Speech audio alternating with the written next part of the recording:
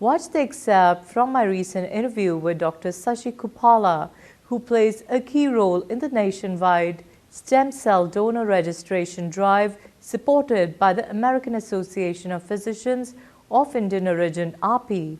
Dr. Kuppala discusses the critical shortage of Indian donors and urges families to participate in help save lives within the community.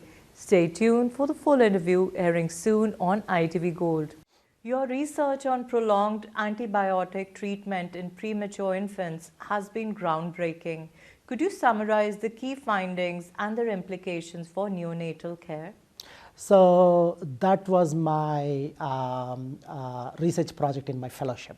That was one of the first research projects in that area. Previously, we used to give lots and lots of antibiotics to babies, thinking that basically babies don't have any immune system really, so they cannot fight off the infections by themselves. So we used to give a lot of antibiotics, but then gradually what we realized was antibiotics cause actually more harm than good. So basically they may treat infections, but babies are getting more harmful effects like later on in the life. So mine was one of the first 2 research papers published in that area. And I think right now my paper has got close to like 600, 700 citations. So that's one of the really groundbreaking papers. So how do you treat a little child with no immunity and fighting the infections? So primarily we reduce the duration of antibiotic use. Previously we used to give antibiotics like lavishly, like 10 days, 15 days, 21 days. But now we are using like, if at all we need to, 2 days, 3 days. So kind of like minimizing the antibiotic usage. Here to talk about some new breakthrough. Let's hear about that. So it's not related to the NICU really, but what I want to really talk today about is called stem cell treatment.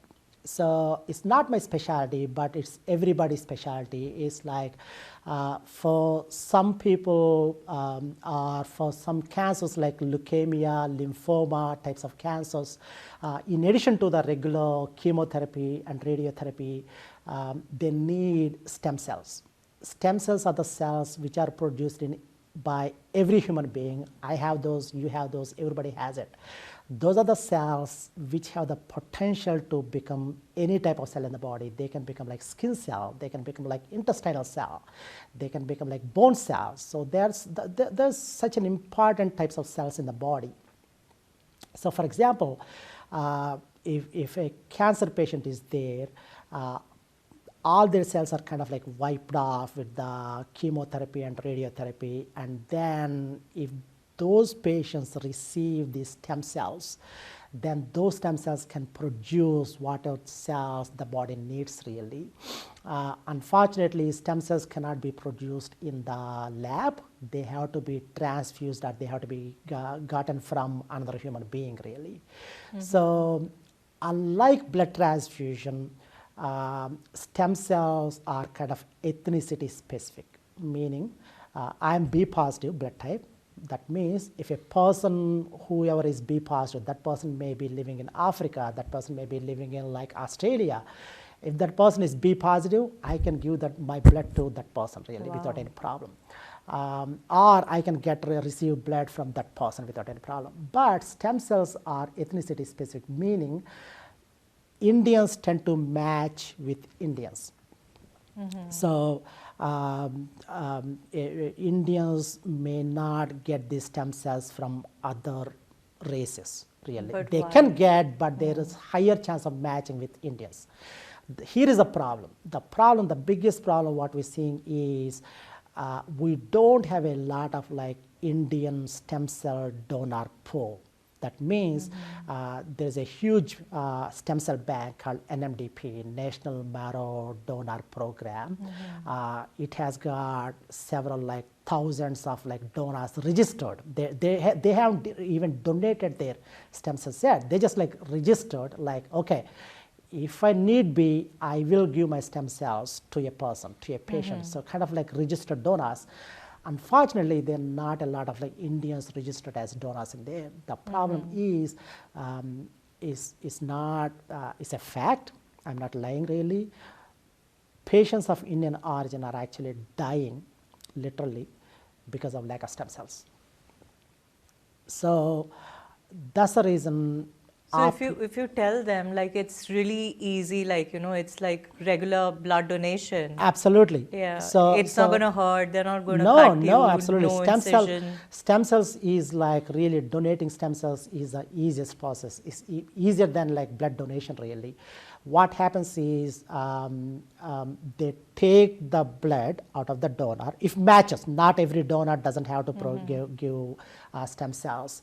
The first step is you need to register as a donor. Once you register, your data is going to be in the registry, and then if a patient comes and then they run the patient's match with the donors, and then if somebody matches, then that person will get a call, hey, you matched with this patient, do you want to donate really? So if that person agrees, so the actual donation process is so simple. It's like blood transfusion really. You give blood, and then they filter the stem cells, and then they put everything else back into the donor. So basically the donor is not losing anything except the stem cells. They're not losing the RBCs, they're not losing like hemoglobin, they're not losing any proteins, they're not losing anything really. So you put the blood back into blood the back, donor? yeah, absolutely, blood back. You just take the stem cells. Take the stem cells and then filter the stem cells. How much blood do you take? Like probably 300 to 400 ml. Which is like 1 bottle, 2, 3, 4? It's probably 1 bottle really. Oh, that's it? Yeah, yeah. Nobody is going to put the donor in danger to save another patient really. So they put the remaining blood back, and the donor, the human body is so amazing, the donor body will produce the stem cell back in no time. So basically the donor is not losing anything except saving a patient. The biggest problem to this is, even however easier it is, the biggest problem what we're seeing is there's not a lot of awareness. Yes, there about isn't. this. Like I used to think stem cells is something you can get only from the placenta, because I've seen that placenta, you donate it and then it gets cultivated, and Right. so I don't know if that was a scam or what. No, it's not a scam, but there are like so many banks, like placental storage banks, banks and umbilical blood storage banks and all those things. But this is much, much easier. If you're going to store your like umbilical cord blood, then you have to keep paying them like yearly fees and all those things. But this is much simpler. If you are between 18 and 40 years of age, what you can do is you just need to register at the NMDP website. It's National Marrow Donor Program, nmdp.org. You just need to go there. You just need to punch in your like personal details. You'll get a cheek swab. You just need to swab your cheeks, send it back to the NMDP. It's as simple as that. It doesn't mean that you're going to donate the stem cells tomorrow. It doesn't mean that you're going to donate the stem cells in 10 years. You'll never know. You may get called tomorrow, you may get called in 10 years, you may never get a call at all. But the most important thing is we need to increase the number of donor pool in the NMDP website. That's But you don't have something like somebody goes and donates the blood and there's a blood bank specially No, it's not like that. Okay. No, it's not like that. You just need to provide your information and then send the cheek swab. They will type the cheek swab for the stem cells. That's called HLA typing. It's different from blood typing. And then type your cheek swab, and then they store that information in their bank, and then they match with a patient. If you match, then you may have to donate. That's not obligation at all. You'll get a call, you can decide.